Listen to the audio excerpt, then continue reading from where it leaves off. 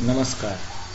अष्टांग हृदय सूत्रस्थान प्रायो रोगास्तदौषधम वर्त्यभ्यंगावगाहाश्च स्वेदनम बस्ति कर्म च। तो अभी वात यानी अधोवात, पुरीष और मूत्र, इनके वेगों के रोधजन्य लक्षणों का वर्णन करने के बाद तज्जन्य लक्षणों की या रोगों की चिकित्सा बताने के लिए श्लोक कहेंगे। तद औषधम इति तेषाम औषधम। अभी ऐसा क्यों किया? हर एक वेग के बाद आपने उसके लक्षण बताए और इमीडिएटली चिकित्सा क्यों नहीं बताई? क्योंकि उसको पूर्वेच रोगाहा, पूर्वोक्त आमयाहा प्रायो तेच रोगा, ये बताना था कि वात के रोग शकृत वेग रोध में भी होते हैं, शकृत वेग और वात के रोग मूत्र वेग रोध में भी होते हैं, ये उसको बताना था। इसलिए उसने अनुवृत्ति के लिए कि वही चीजें आगे भी आएगी, इसलिए पहले इसके साथ ये भी होता है, इसके साथ ये भी होता है, ये बताने के लिए पहले तीनों के लक्षण बता दिए। दूसरा कारण, जैसे मैंने आपको मेरी बुद्धि से बताया कि इनका नियंत्रक वायु वही है, इनका आसमंत या क्षेत्र या आशय वही है, यानी पक्वाशय का आसमंत है। तो प्रायः उत्पन्न होने वाले लक्षणों में साधर्म्य या अन्योन्य जन्यत्व होना ये संभव है। अभी सारे वेगों के रोधजन्य लक्षणों की और चिकित्सा के वर्णन के बाद उसने कॉमन सिम्टम बताया है कि इन सभी का विचार कैसे करना चाहिए, चाहे वो हो वात हो, मूत्र हो, पुरीष हो, श्रोत्र हो, निद्रा हो।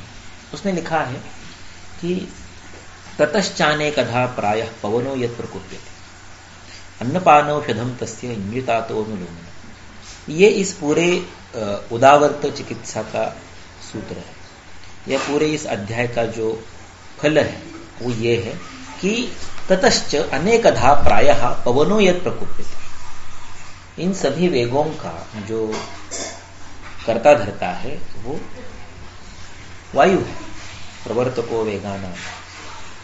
इस तरह से हमने उसको चरक सूत्र 12 में वायु संत्रयंत्रधरा, ये जो श्लोक है पातकलाकली अध्याय में, वहां पर देखा है।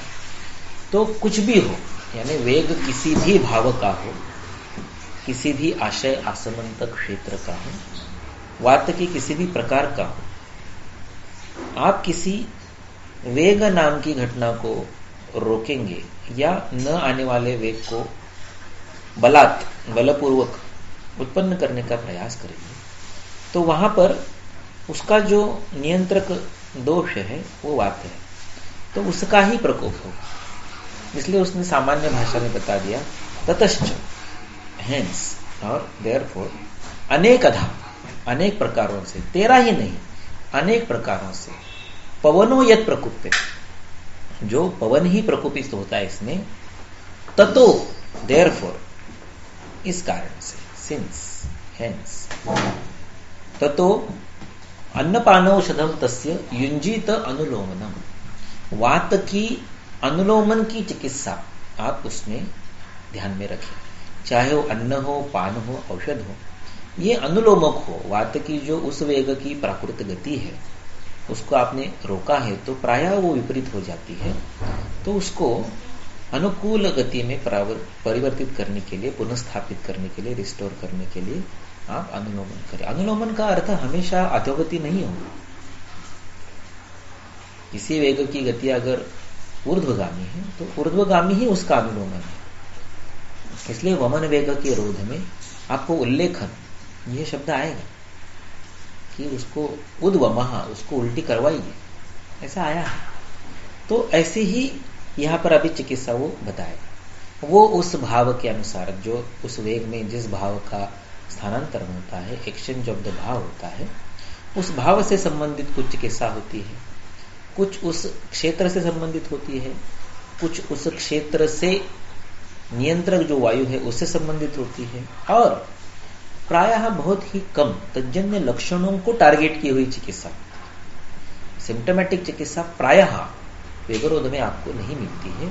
वो उस भाव से, उस आसमन